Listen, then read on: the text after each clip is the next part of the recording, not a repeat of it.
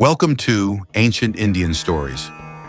Today we begin our journey into the sacred epic, the Ramayana. In this episode, the divine beginnings, the story of Rama's birth. Long, long ago, nestled along the banks of the sacred Sarayu River, stood the magnificent city of Ayodhya, a jewel among kingdoms. Grand palaces, bustling markets, and peaceful gardens painted a picture of prosperity.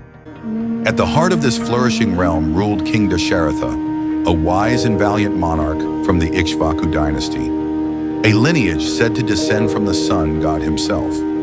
Though King Dasharatha was revered for his wisdom, strength, and justice, a deep sorrow clouded his heart. In all his glory, he lacked one thing: a child to inherit his throne and continue his legacy. He had three queens: Kaushalya, the gentle and noble; Kaikeyi, the spirited and strong-willed; and Sumitra, the kind-hearted and wise. But years passed and none bore him a child. As the burden of childlessness grew heavier, the king sought counsel from his ministers and sages.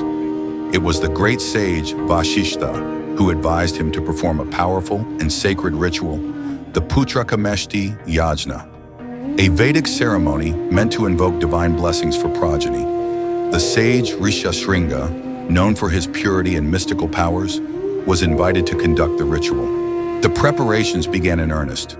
Holy fires were lit, sacred mantras filled the air, and offerings were made to the gods with unwavering devotion. As the fire roared, something extraordinary happened. The heavens stirred, and the gods, led by Lord Rama, witnessed the ceremony. They knew this was no ordinary moment. At that very time, the mighty demon king Ravana was growing powerful and tyrannical. He had received boons that made him nearly invincible. Even the gods could not destroy him. The balance of the universe was in peril.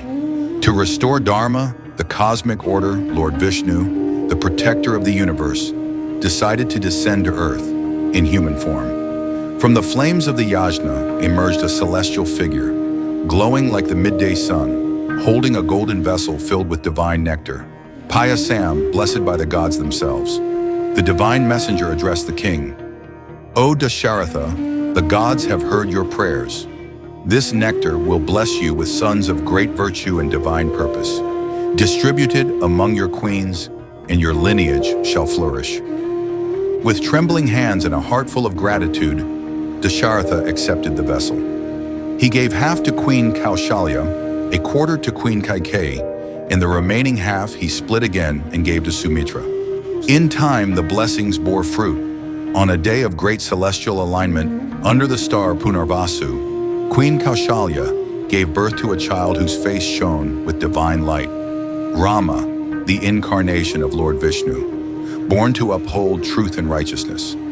Queen Kaikeyi gave birth to Bharata, noble and wise, who would come to represent devotion and duty. And Queen Sumitra gave birth to twins, the fierce yet gentle Lakshmana, ever loyal to Rama, and Shatrughna, the quiet protector. The city of Ayodhya erupted in joy. The people sang, danced, and lit lamps across the land. The skies seemed brighter, and the air was filled with the scent of flowers. It was as though the universe itself rejoiced in the birth of these divine children. Rama, even as a child, displayed unusual grace and calm. His eyes reflected compassion, and his presence brought peace. Unbeknownst to the people of Ayodhya, their beloved prince was destined for greatness, a life filled with trials, devotion, and the restoration of dharma.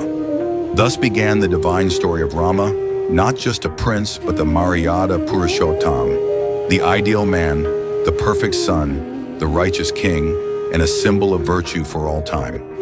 In the next episode of Ancient Indian Stories, we travel to the kingdom of Mithila, where the earth itself gives rise to a miraculous child, Sita, destined to be Rama's queen. Subscribe and stay with us on this sacred journey through the epic Ramayana.